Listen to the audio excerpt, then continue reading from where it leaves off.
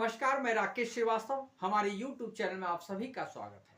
बिहार में विधानसभा चुनाव से पहले जिस तरह से राष्ट्रीय जनता दल के नेता तेजस्वी यादव मुख्यमंत्री नीतीश कुमार को लेकर हावी हो गए हैं, उसे देखते हुए ऐसा लग रहा है कि नीतीश कुमार और तेजस्वी यादव के बीच आने वाले दिनों में और भी जोरदार हमले और आरोप प्रत्यारोप का दौर शुरू होने वाला है। इसी बीच नीतीश कुमार की टेंशन इस वजह से बढ़ गई है क्योंकि उनके ही गठबंधन के एक नेता चिराग पासवान ने मुख्यमंत्री को एक पत्र लिखकर संवेदनशील बनने की नसीहत दी है।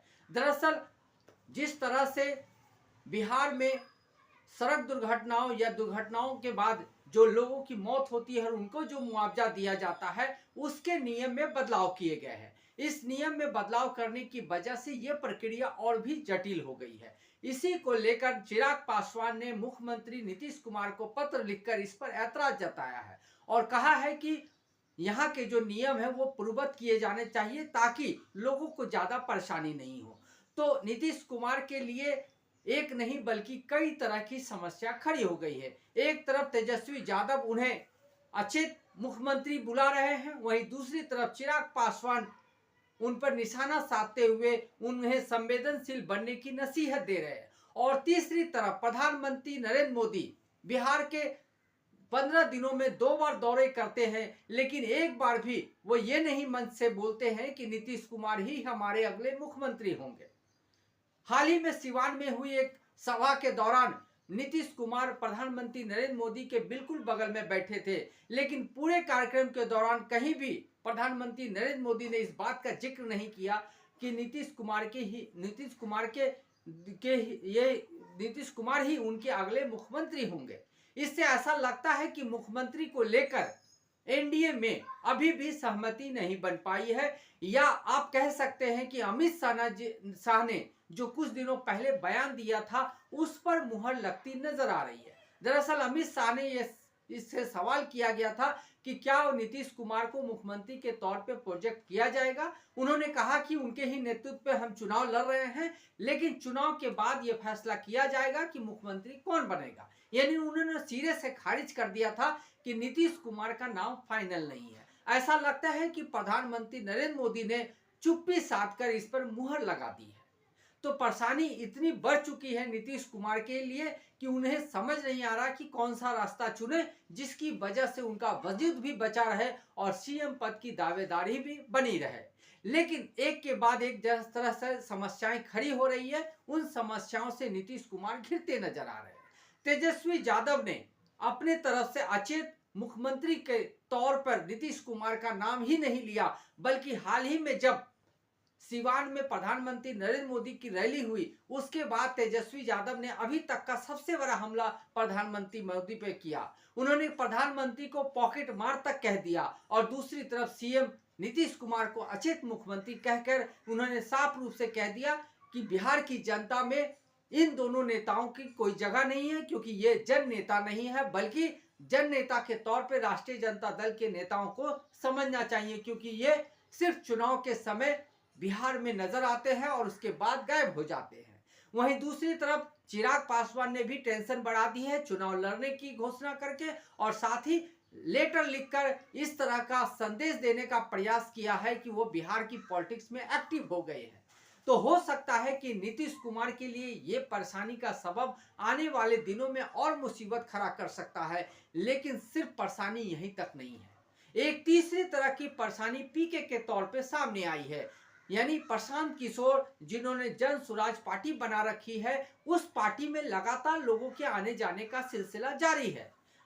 प्रसिद्ध यूट्यूबर जिन्होंने हाल ही में भारतीय जनता पार्टी से अपना दामन छुड़ाया, मनीष कश्यप ने अब जन स्वराज पार्टी का दामन थाम लिया है।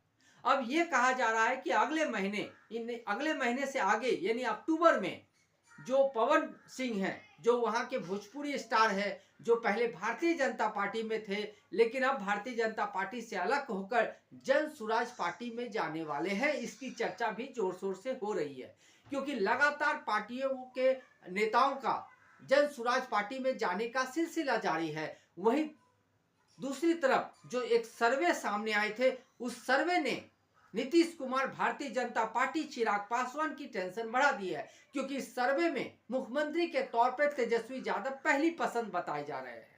इस पहली पसंद के साथ ही जिस तरह से तेजस्वी यादव लगातार हमलावर हो रहे हैं, इसी बीच में प्रधानमंत्री मोदी के दौरे के बीच में ही जिस तरह से पटना की सड़कों पे कुछ बैनर्स लगे, उस बैनर्स ने भी ये सवाल खड़ा कर दिया कि क्या बिहार की राजनीति में अब डर्टी पॉलिटिक्स शुरू हो गई है। क्योंकि जो बैनर लगे थे उसमें लिखा हुआ था, मेरे पिता चारा चोर है, और नीतीश हम, और नीचे लिखा हुआ था कि मुझे वोट दे। यानी किसी की ये शरारत थी जो जगह जगह इस तरह के बैनर लगाए गए थे तेजस्वी यादव और लालू यादव पे हमला करने के लिए। ये अलग बात है कि नगरपालिका की तरफ से इन सभी बैनर्स को हटा लिया गया है, लेकिन ये बात साफ नहीं हो पाया है कि ये बैनर किसने लगाए थे। वहीं जो भारतीय जनता पार्टी के तमाम नेता है वो जेडीयू को साधने या जेडीयू के नेताओं के साथ जिस तरह से करीबी रख रहे हैं, उससे ऐसा लगता है कि नीतीश कुमार अगर आने वाले दिनों में किसी भी तरह का हरकत करते हैं या किसी भी तरह का मूड बदलाव करते हैं, हो सकता है कि उनकी पार्टी के बहुत सारे नेता इस बार उनके साथ ना हो सकता है कि बीच में ही उनके नेता उन्हें छोड़कर किसी दूसरी पार्टी यानी भारतीय जनता पार्टी में जा सकते हैं। इस बात का डर नीतीश कुमार को है। यही वजह है कि नीतीश कुमार न खुलकर विरोध कर पा रहे हैं और न ही खुद ही मुख्यमंत्री के तौर पे प्रोजेक्ट नहीं किए जाने की वजह से भी चुपचाप बैठे हुए हैं। यानी उनके सामने आगे कुआं है और पीछे खाई है। ऐसी स्थिति में उनके लिए चुपचाप बैठे रहने के अलावा कोई दूसरा विकल्प नहीं बच गया है, क्योंकि भारतीय जनता पार्टी ने अपना रुख साफ कर दिया है कि फिलहाल वो मुख्यमंत्री के तौर पे किसी भी नाम को प्रोजेक्ट नहीं करेंगे। दूसरी तरफ भारतीय जनता पार्टी ने जेडीयू के बहुत सारे बड़े नेताओं को अपने साथ साध रखा है, उनके साथ करीबी बना रखी है। ऐसे में नीतीश कुमार अगर किसी भी तरह का डिसीजन लेते हैं इंडिया को छोड़ने का या अलग चुनाव लड़ने का, तो हो सकता है कि उनके ही पार्टी के कई नेता उनके साथ खड़े नजर ना आए। इसी बीच तेजस्वी यादव की तरफ से हमला और चिराग पासवान की तरफ से लेटर बम फोड़ने की वजह से अब नीतीश कुमार पूरी तरह से इस चुनाव में घिरे नजर आ रहे हैं। ऐसे में सवाल ये उठता है कि क्या नीतीश कुमार का ये अंतिम चुनाव होगा?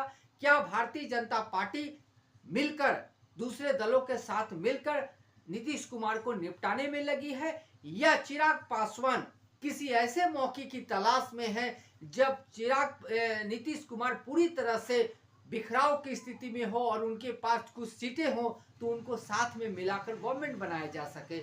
इन तमाम स्थितियों की चर्चा इन दिनों बिहार चुनाव को लेकर हो रही है। आने वाले दिनों में क्या क्या होता है ये सब कुछ आपके सामने आएगा, लेकिन फिलहाल नीतीश कुमार पूरी तरह से घिरे नजर आ रहे हैं और तेजस्वी यादव की जो बॉडी लैंग्वेज है वो काफी ऊंचे लेवल पे नजर आ रही है। ऐसे में समझा जा सकता है कि आने वाले विधानसभा चुनाव में जो राजनीति की दिशा है किस ओर बढ़ेगी। आज के लिए बस इतना ही। अगर आप हमारे श्रोता हैं तो आप हमें जरूर लाइक और सब्सक्राइब करें। तब तक के लिए नमस्कार।